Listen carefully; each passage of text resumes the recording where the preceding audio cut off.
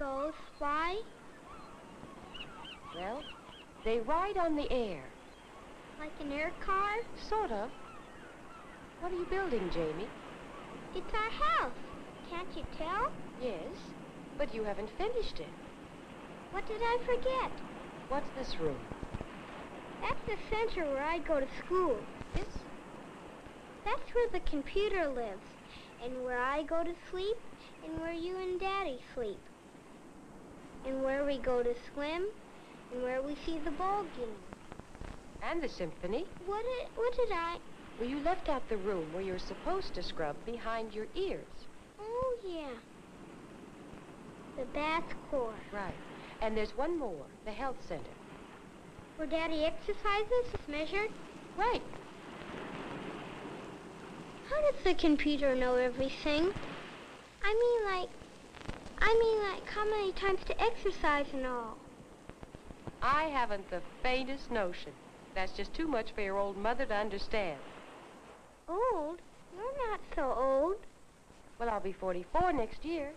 That's not so old. Not anymore. What year is it now? I forgot. Here, I'll show you.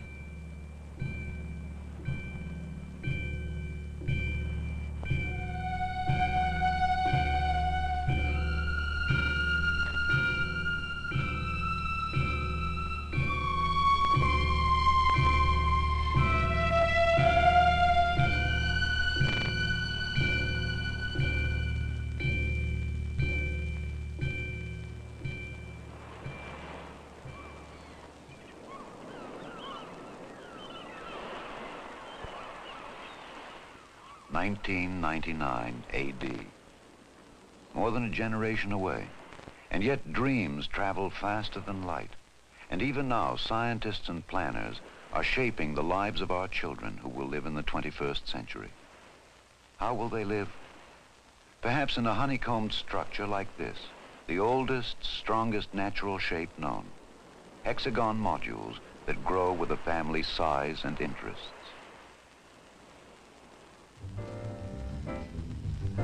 Michael Shaw, 45, husband, father, is an astrophysicist. Several days each week, he commutes to a distant laboratory where he's engaged in the Mars One project, the colonization of the first planet. His minor in the some 10 years he attended a Midwestern university was botany.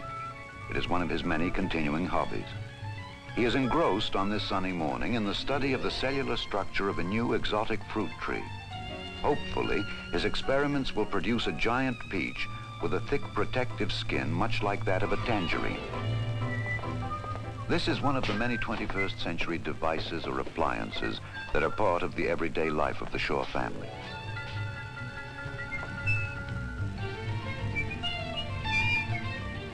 This workbench with its electronic screen enables Michael to call up photographic sections of the two parent fruit trees from which he began his experiments 3 years ago.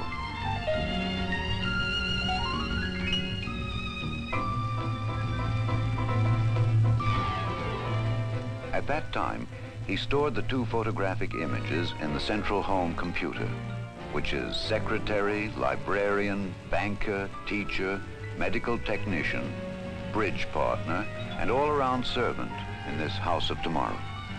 All pertinent information about this family, its records, its tastes and reference material, is stored in these memory banks, available instantly to every member of the family.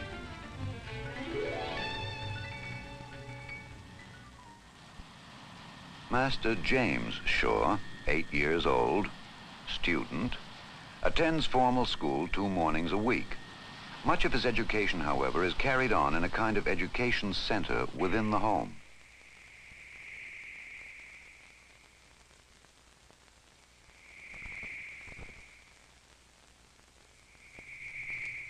And so, an era that began 500 years earlier with Copernicus and Galileo ends as the first astronaut takes his first halting steps onto the shores of the moon and begins a new age of man.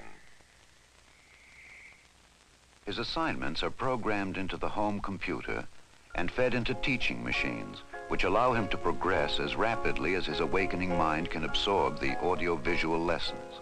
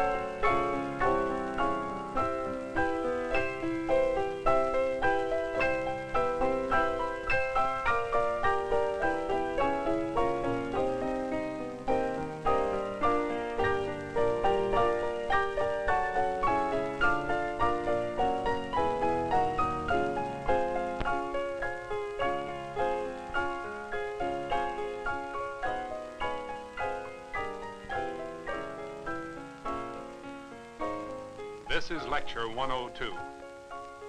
Galileo's life work, and indeed his personal character, can perhaps be exemplified by describing one of his early experiments. According to Aristotle, a body that falls possesses weight.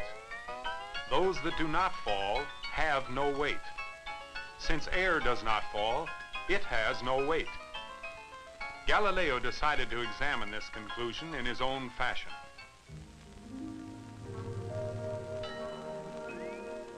Karen Ann Shaw, 43, wife, mother, part-time homemaker. Hey, Mom, I'm hungry. Yeah, me too. How about lunch? How about 2 minutes? Okay, 2 minutes and counting. 120, 119. All right, but you better not show up with a dirty face. 115. 113. 112.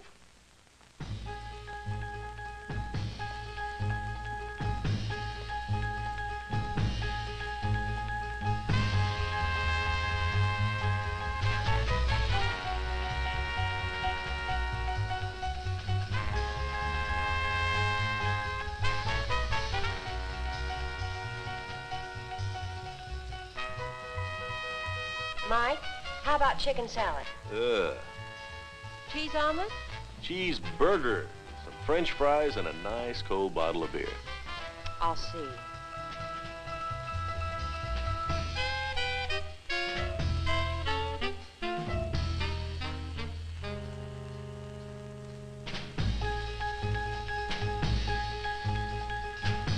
Mike, cold roast beef? Okay, be right there. 75, 74, 73.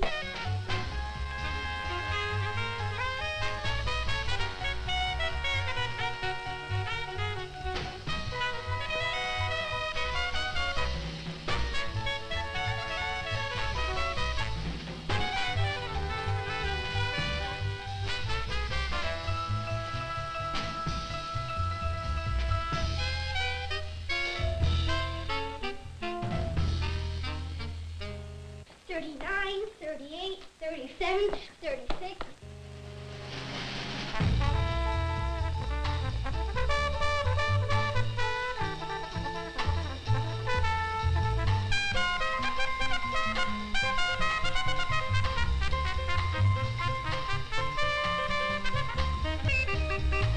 $20, $19, $18, $17, $16.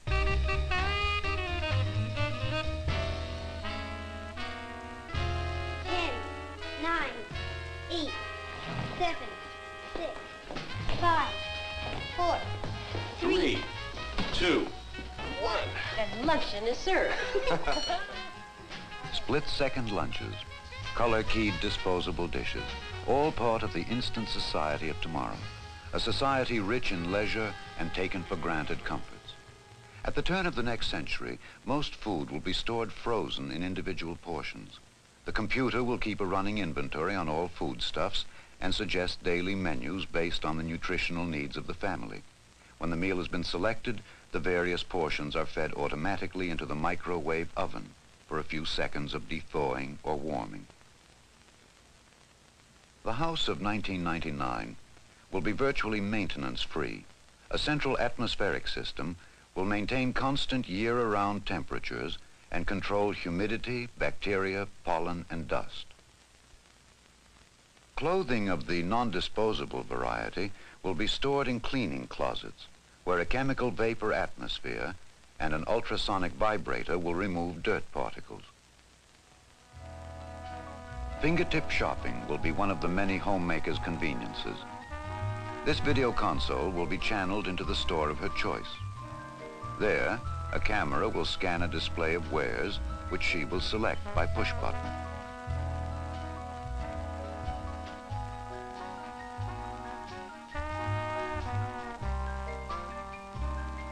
Another part of this console is a household monitor screen, which maintains a watch on critical areas in the house, swimming pool, or yard.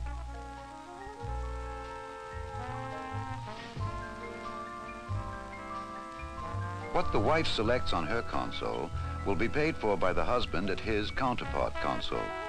All bills and transactions will be carried out electronically.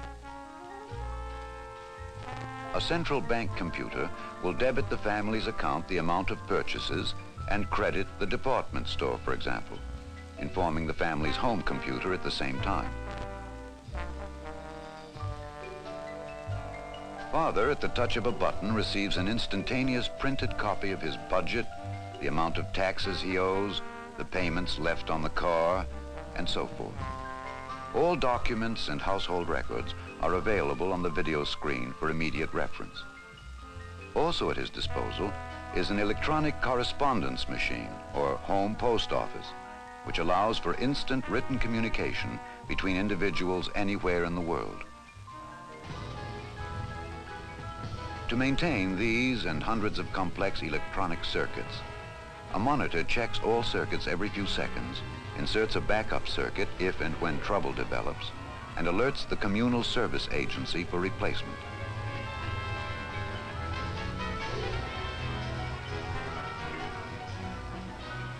The Home Energy Center, with its fuel cell, furnishes power, provides absolutely pure water, burns waste, and heats or cools the rooms. Too computerized?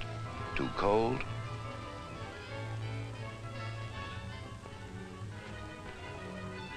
The world of tomorrow will be as cold as sunlight tuned through photochromic windows.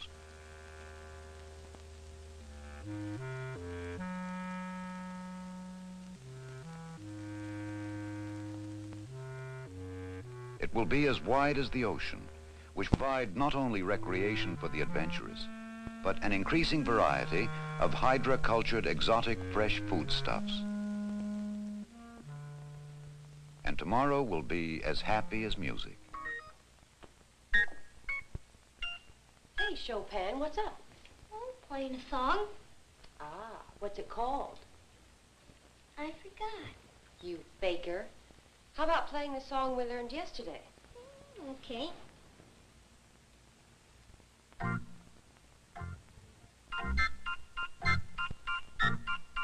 Let's augment this a bit, shall we? Okay.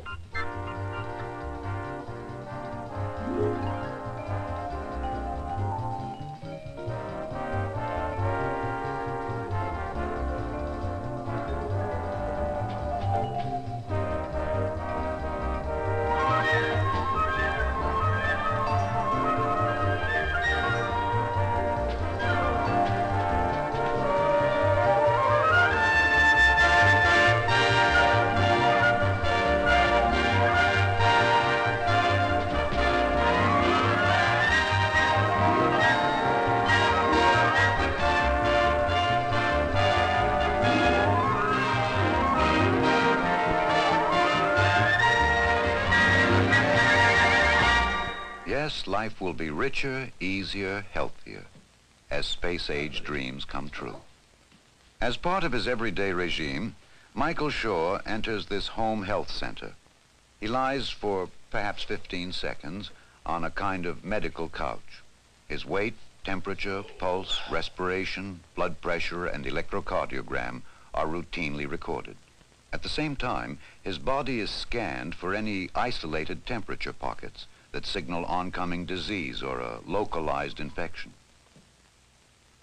At the end of the examination period, the computer calculates the amount of exercise necessary to balance Mike's food intake and maintain proper muscle tone.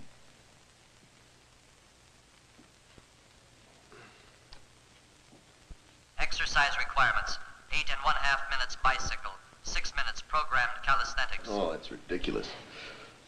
Well, this thing can make a mistake, you know.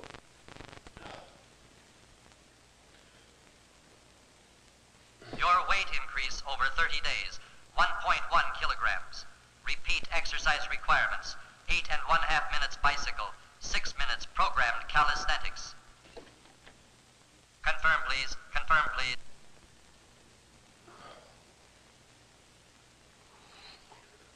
Oh.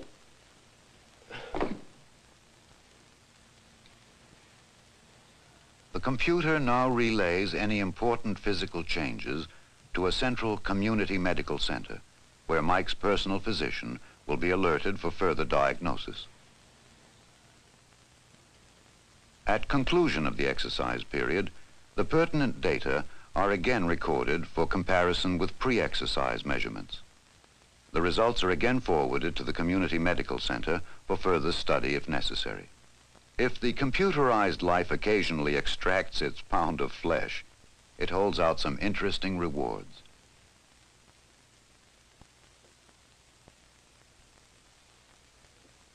Hi, Fred. How's the old golf game? Don't ask. 6 inches of snow and a blizzard on the way. What do you got in mind? Oh, how about some golf at Pebble Beach Saturday afternoon? Great. Anything to get out of here. All right, hold on a minute. I don't know. The coast looks a little doubtful. There's a low moving in. Let me check Mexico City. Yeah, it looks great. All right, here's what we'll do. We'll meet at the El Centro about noon, have some lunch, and then we'll tee off. Great. Only this time, I'm going to have to get about 2 strokes aside, because I haven't been playing all winter, and I'm a little rusty, and I know that you've probably been playing every day, right? Sure. In a virtually dirt-free environment, Karen Shaw, several hours a week, gets her hands very dirty. She's a skilled potter. Her work decorates their home and the homes of many of their friends. During her career years, she was a teacher of fine arts. Now she's able to continue practicing her crafts because the household demands on her time have been greatly diminished. In the same way, Jamie, although he has a rigorous lesson schedule, is already taking advantage of his electronic world.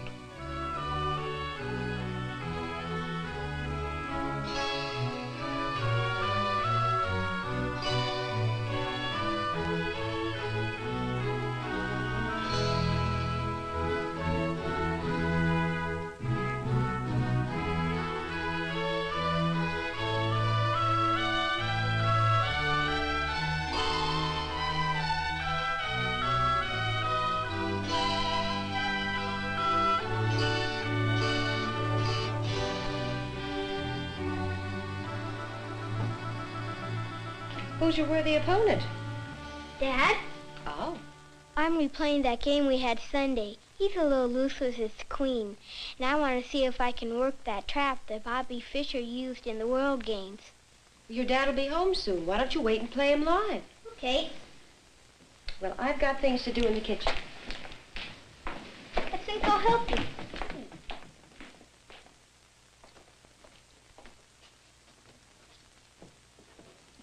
What you doing with the oranges? I'm fixing dinner. The old-fashioned way? Mm-hmm. The old-fashioned way. What you call that stuff? Well, we're having duckling a la orange, my love. That's pretty fancy. Mm-hmm. Are we having company? The Shaws are giving a party. Comme ça va aujourd'hui? And how was your flight? With a little rough. We finally got clearance from Denver to go up to 25,000 feet. How are things in Paris, Pete? Family settled down okay? Yeah, Marge loves it, and the kids are parley-booing like natives. What's this about Vicky in med school? Well, you know, she likes to keep busy. And she wants to spend the time. How's the fishing in the Philippines? Oh, I've never had fishing like that anywhere in the world. I still say you can't beat the Amazon. You know, I happened to catch a live performance of a great, sensational youth singer from Puerto Rico the other night. Would you like to see him? Love to, yeah. Hey, everybody. Recorded a great new singer down San Juan way the other night. Would you like to see him? Oh, sure. Yeah. Sure, would you? Oh, hace mucho tiempo que no le veo, por favor. Qué alegría.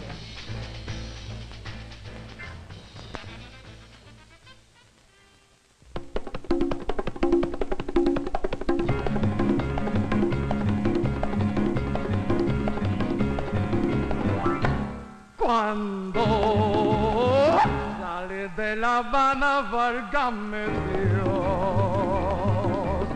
nadie me ha visto salir si no fui yo. Y una linda guachimanga salía fue yo, que se vino tras de mí que sí señor. Cuéntala tus amores y en mi vida, corónala de flores que es cosa mía, ay, chinita que sí.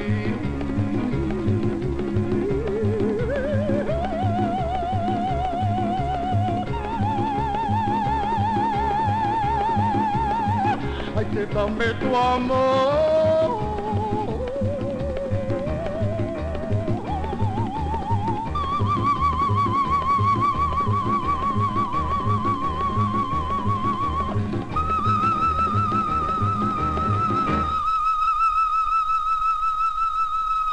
Ay, que vente conmigo, chinita, a donde viva yo, viva yo,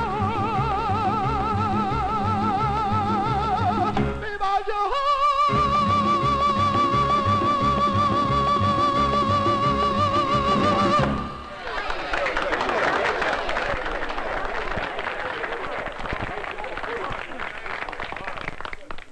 Mike, would you make me a dupe of that? I'd like to show it to some friends of ours who spend a lot of time down there. Sure. Well, I guess you want it in 3D, huh? Yeah, we finally made the switch. You got to keep up with the times, you know. Yeah, but, But what? well, there's a 3D and 4D, you know. What's next? What's next? You never know. You never really know.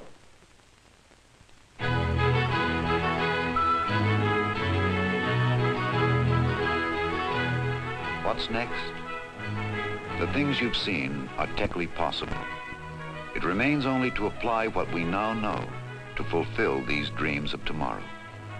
The world of 1999 and beyond is limited only by the boundaries of our imagination today.